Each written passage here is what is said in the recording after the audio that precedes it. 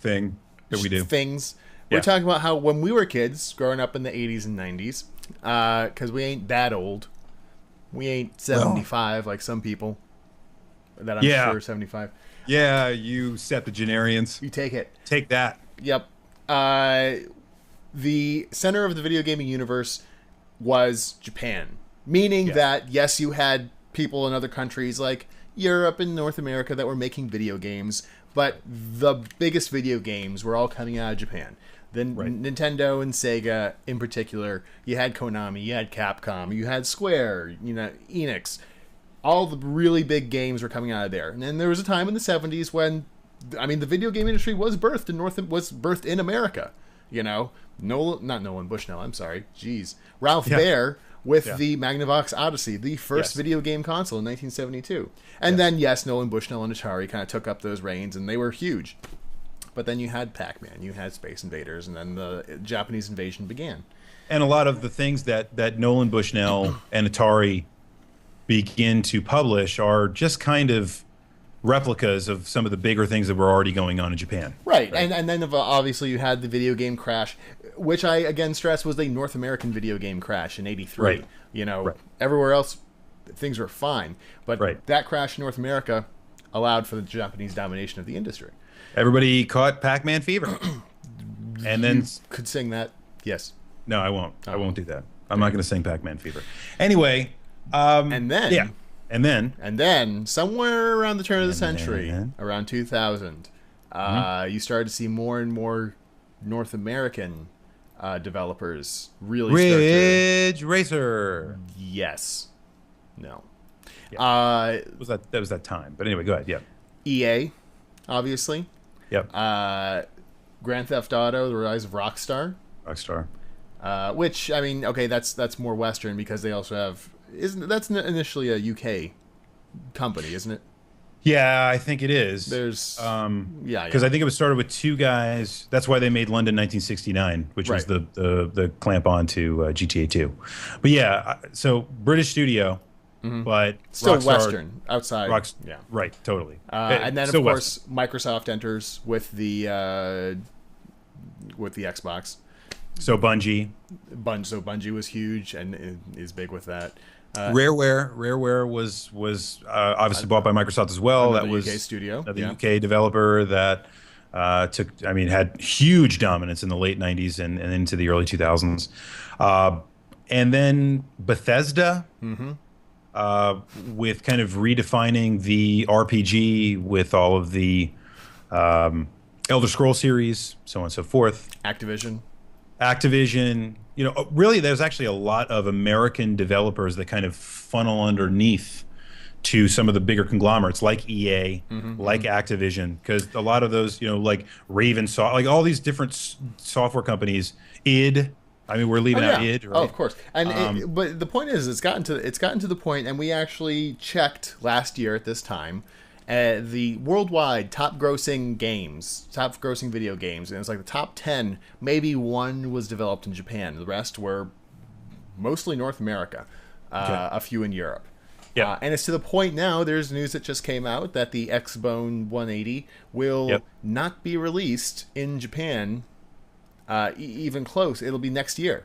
It's a tier 2 country to Microsoft. Yes, it is. Granted, because no one buys their stuff, but still, it's an interesting point. And if they could sell something there, it probably wouldn't be. But hey, by the way, awesome article that I should post out there. I think I posted about it before in the past, but yes, Ubisoft is French. It is an amazing. There's an amazing article. I'm trying to think who did it. Anyway, I will find the link and I will put this up on the site so you guys can see this. But there's a great article about all the mistakes Microsoft made in Japan in the late 90s and then into the early 2000s that really crushed any hopes the Xbox had. The original Xbox. I'm so used to calling it the Xbox One, but I can't do that anymore. The original Xbox, and why it was such a terrible seller in Japan. So probably one of the best reads I've had in a long time in terms of video game. You guys got to check it out. I'll send out the link. You guys should totally be on top of that. Okay. But by the way, how could we even forget Epic? And Epic Games, right? Yeah. I mean, well, I don't know how you could because you're right down the street. But anyway, the Yeah. point is, And 38 studios. I mean, oh wait. oh yeah, 38 Studios, and the games. I mean, the point is that as we're talking, you have people in the chat that are just coming up with more and more of these big Right. North American studios, and they're more and more growing. All the North time. American or So- at least Western. Yeah, Western, and so it's becoming more Western. You know, Right. the most popular, the most highly rated games are coming out of the West now, whereas for 2 decades they were coming out of the East. And you've seen a lot of companies like Square Enix, especially, struggling Right. with. I mean, Final Fantasy Square XIV Enix, was a debacle. Capcom, Oh Konami. God, poor Capcom. It's like So- you go through the who's who of video game development 20 years ago, and it looks like the bottom of the barrel list right now. Hits for them are in the low 6 figures versus the 7-figure range for most big hits, classic AAA titles that come out today. And oh, I'm sorry, we're telling a story here, so keep going, progress. And so to finally bring it to the actual question is, going forward, can we expect this to be the way things are? Is the center of the video game universe, world, whatever, is going to stay in the West? Do we think it's going to switch back to the East? A lot of people seem to be excited about Final Fantasy 15. Not to mention some of these other games that are coming out, such as Xenoblade Chronicles and things like that. Factor 5 is still a great perpetrator, you know what I'm trying to say, of JRPGs. gotcha. With Ni no Kuni that came out, was Yep. highly rated. Nintendo's still going. Their Mario games, their Zelda games will still sell a buttload. They're the poster child, man. I mean, they are rocking and rolling. Sure. And that- they can't seem to sell much hardware these days, but they're selling lots of games, which is good. Yeah. So the point is that will it swing back to the East? Will it stay in the West? Or is there a new normal where there really is no center? There is no one region of the planet that is going to dominate video game production from now on. It's just there's too many studios everywhere across the planet. You don't know where the next big hit's going to come from. Well, and I think that brings us to another point that needs to be made before we answer the question, which is that the balance of power has also shifted in regard to the independent developers, right? And I think that's a very important point. Minecraft changes so many things about what it means to have a hit, right? So they just hit 11 million people that have bought the game on PC alone, right? That is a tremendous number, right? And doesn't look to be slowing down because Minecraft keeps getting kind of ported out to pretty much every platform. You can play it on your Android now, whatever, right? Millions of people bought it on Xbox 360. Yes, it's They're going huge to buy on it again on the 360. Xbox One. I see kids walking around with it on iPads. Yes. You know? Yes. So Minecraft changes the game. There were definitely indie hits before Minecraft, and there will definitely be a lot of indie hits after Minecraft. But Minecraft is kind of the gold standard, right?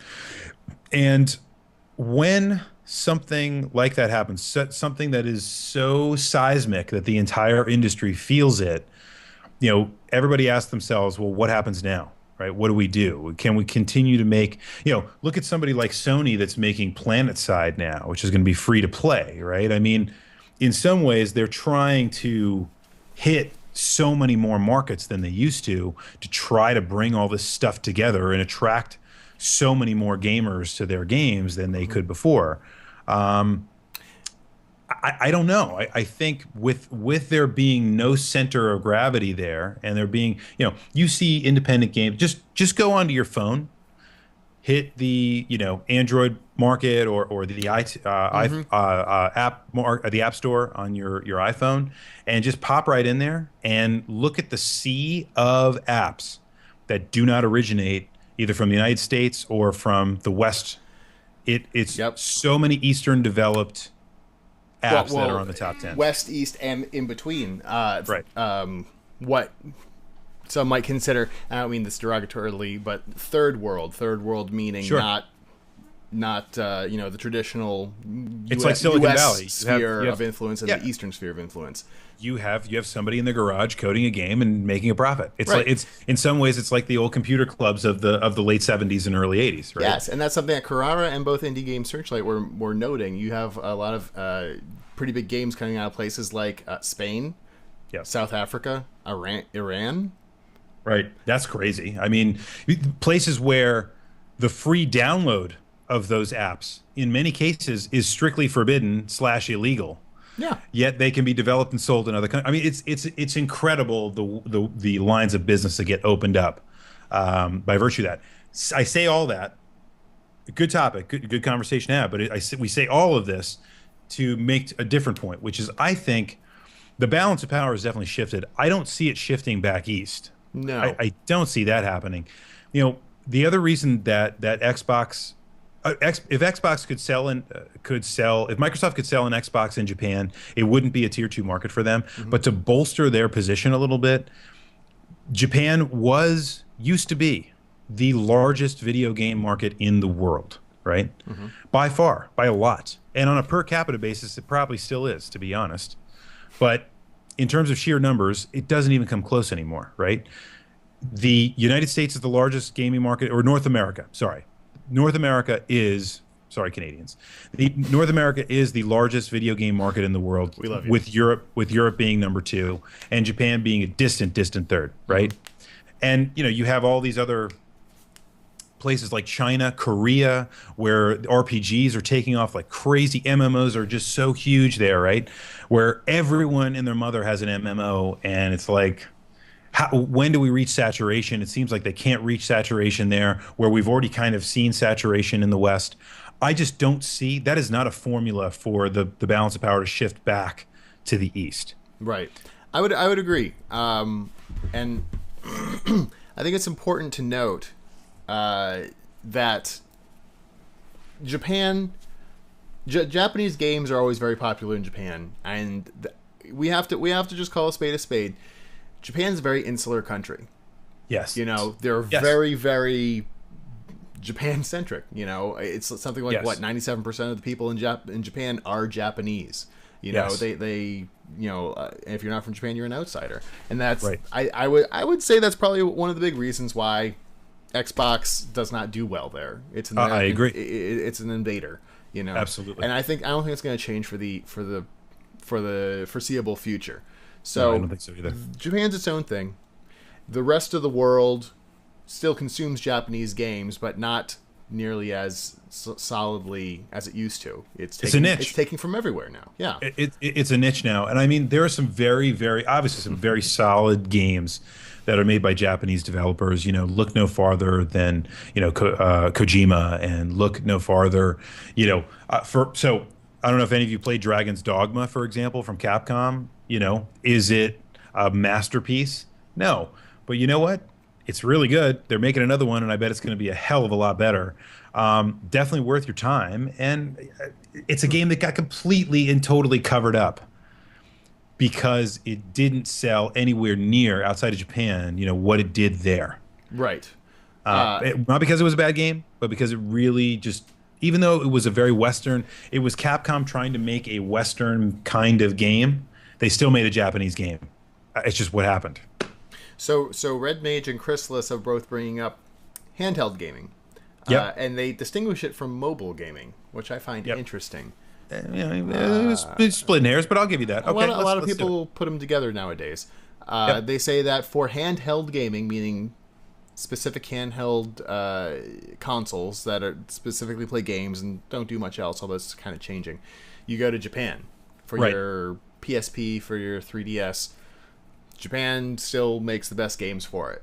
Yes. And I think that's probably safe to say right now. The thing is that I don't think you can really separate that from mobile gaming very much longer. You have... I agree. Because maybe... Definitely 10 years ago, maybe even 5 years ago. But the thing is, when you have your 3DS or your PSP, and it has internet access, it has, plays media, has SD cards, or et cetera, digital downloads. Cloud access, exactly. Yep. It is, in very many ways, just like a smartphone without the phone. Or in some ways, it kind of is like the phone. I mean, you can use a 3G data plan with your It's like, Vita. what's the difference? What's the difference between an iPhone and an iTouch? It doesn't have the phone. A phone mechanism, and about $400. Right. You know, and all these things have touchscreens now. That's the way mobile handheld and a giant gaming freaking goes. battery. But yeah, other than that, it's pretty much exactly the same thing. So I would say that line